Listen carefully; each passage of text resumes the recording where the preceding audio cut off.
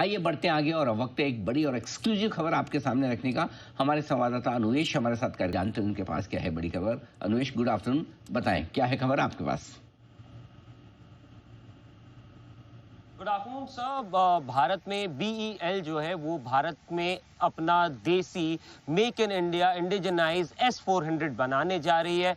इस प्रोजेक्ट का नाम प्रोजेक्ट कुशा रखा गया है। अगर टाइमलाइन की बात करें, अगले 12-18 महीने में लगभग अगर देखें तो इसका प्रोटोटाइप बन के बीईएल तैयार कर देगा। उसके बाद इसको यूजर ट्रायल के लिए दिया जाएगा। यूजर ट्रायल के लिए लगभग 1.5 से 2 साल का समय लगेगा और टोटल अगर बात करें 4.5 से 5 साल के बीच में यूजर ट्रायल के बाद इसका प्रोडक्शन भी शुरू हो जाएगा। अगर टोटल कॉस्ट की बात करें S-400 जो कुशा जिसका नाम रखा गया प्रोजेक्ट, उसका लगभग 40,000 करोड़ का इसका कॉस्ट हो सकता है। 40,000 करोड़ का इसका पूरा कॉस्ट पूरी डील हो सकती है।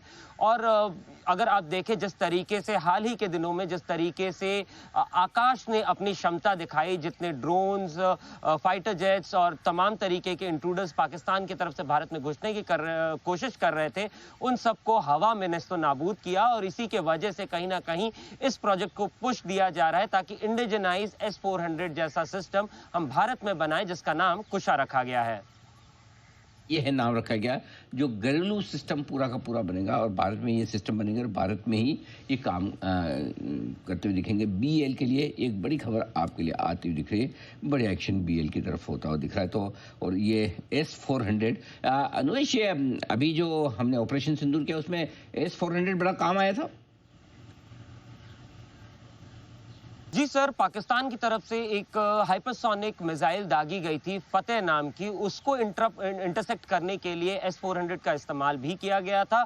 इसी के साथ साथ S-400 अगर आप देखें तो हमारे पास 3 S-400 अभी मौजूद हैं जो हमने रशिया से खरीदे थे। 5 की टोटल डील हुई थी लेकिन 2 अभी तक आए नहीं हैं और 3 में से 2 को हमारे वेस्टर्न सेक्टर में और एक S-400 को ईस्टर्न सेक्टर में रखा गया है। और पूरे ऑपरेशन सिंदूर के दौरान S-400 आकाश बीएल का आकाश मिसाइल और L-70 और Zulu 23 जैसे वेपन्स जो हैं जो भारत में बने हैं और भारत में अपग्रेड किए गए हैं, सबसे ज्यादा काम आए हैं हमारे एयर डिफेंस सिस्टम्स के लिए सर। ये है आपके लिए बड़ा डेवलपमेंट। कुशा ये होगी, इस प्रोजेक्ट का नाम होगा जो S-400 बनाने के लिए बीएल की तरफ से इस्तेमाल किया जाएगा। आइए जरा उसके बाद जरा चार्ट्स पर भी श्रीकांत चौहान साहब हमारे साथ कार्यक्रम में शामिल हो रहे हैं। श्रीकांत जी, बीएल के चार्ट्स आप तैयार रखें। सचिन साहब एक बार राय दें, आपको तो हमेशा पसंदीदा रहा ही ये शेयर, राइट?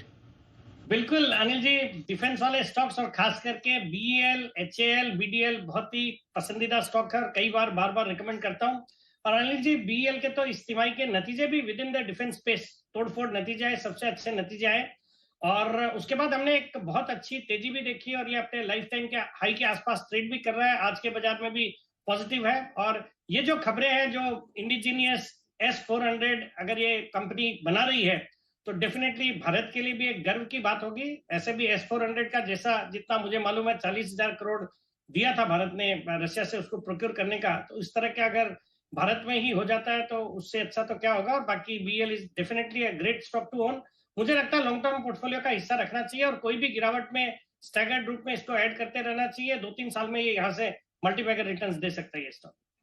और बीईएल पर आपको बता दें कि अनिल सर ने भी लगातार बहुत क्लैरिटी के साथ बताया था कि जो एयर डिफेंस को लेकर जिस तरह के ऑर्डर्स निकल कर आ रहे हैं बार बार, उसका फायदा इन तमाम स्टॉक्स को मिलेगा। और सर ने इसको लगातार बैक टू बैक इस हफ्ते रेकमेंड भी किया। Stock in action compounding machine है नहीं नहीं, ये चलेगा। ये स्टॉक तो अब अलग लीग में है और इतनी हाई ग्रोथ वाली और अगले 5-7 साल की विजिबिलिटी वाली कंपनियां कम है, तो ये आराम से इसका सिंपल तरीका ये नेहा जी की खराब दिन का इंतजार करें।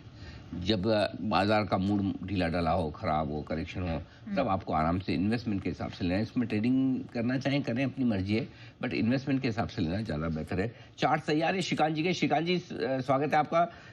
गुड आफ्टरनून सर, बताएं बीएल इन लेवल्स पे मजबूत लगता है आपको? बिल्कुल, good afternoon Anil ji, good afternoon Neha and everyone. तो देखिए, मुझे लगता है यस, बीएल में भी यहाँ से और अच्छी तेजी हो सकती है। पोजिशनली हमें लगता है कि ये स्टॉक कम से कम 410 और बेस्ट केस में 450 के लेवल्स दिखा सकता है। लेकिन अभी अगर आप देखें तो शॉर्ट टर्म में अनिल जी, पिछले यानी कि 1-1.5 महीने में ये स्टॉक 250 रुपए के करीब था, अभी 400 रुपए के करीब आ गया है।